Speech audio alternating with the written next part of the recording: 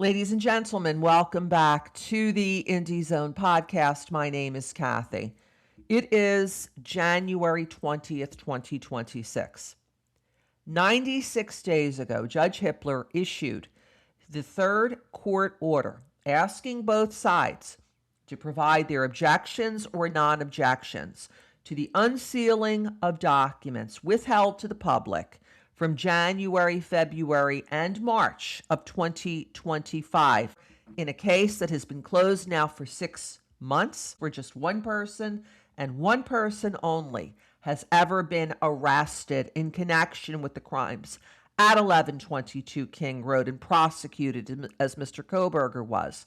There's never been an accessory before the fact, accessory after the fact, co-conspirator, alternative perpetrator that has ever been arrested, charged, prosecuted in the more than 3 years since these catastrophic events at 1122 King Road occurred. Mr. Kohberger was sent to prison on July 23, 2025. This case is still largely under seal. Why is it a problem?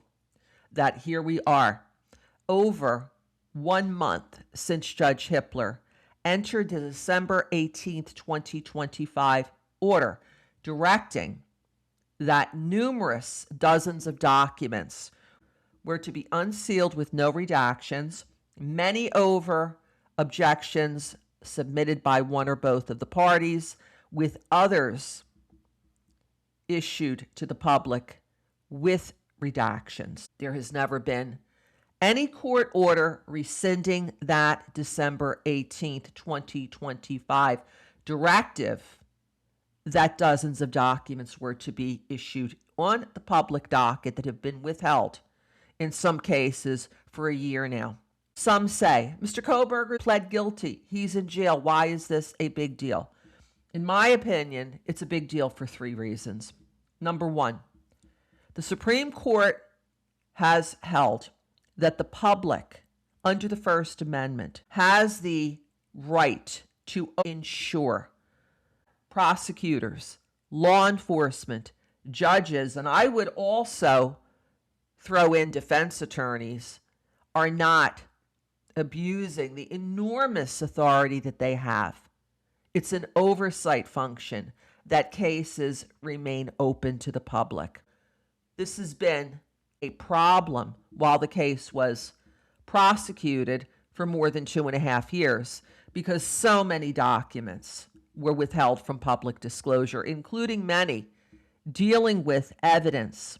What is the evidence that Mr. Kohberger was not just the correct defendant, but the sole defendant involved in the catastrophic events at 1122 King Road?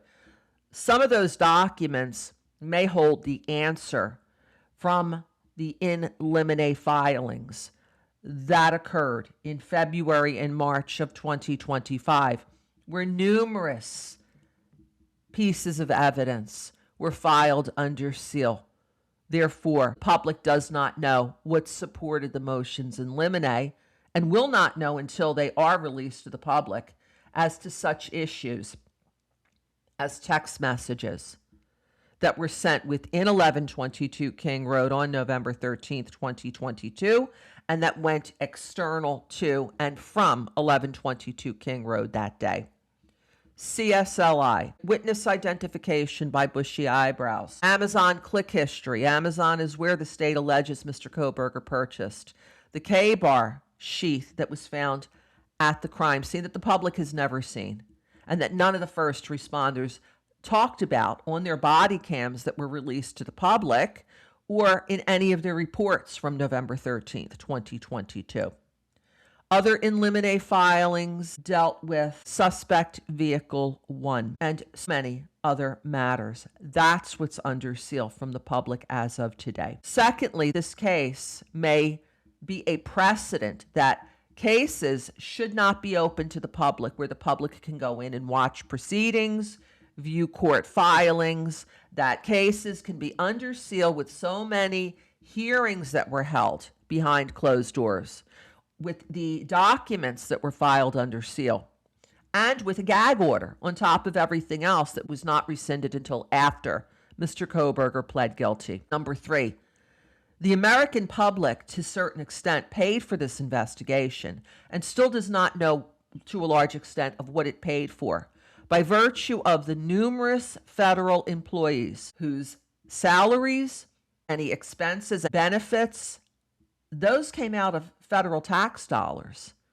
that everyone who paid taxes in 2022, 2023, 2024, and 2025 during the entire pendency of the investigation and the prosecution of the case paid for. There is no evidence that the state of Idaho, the city of Moscow, Latah County ever reimbursed the federal government for the work that federal employees conducted in this case. We're going to continue to monitor the docket. Hopefully this will be the day that these documents are finally unsealed to the public, and we will notify you if and when they are.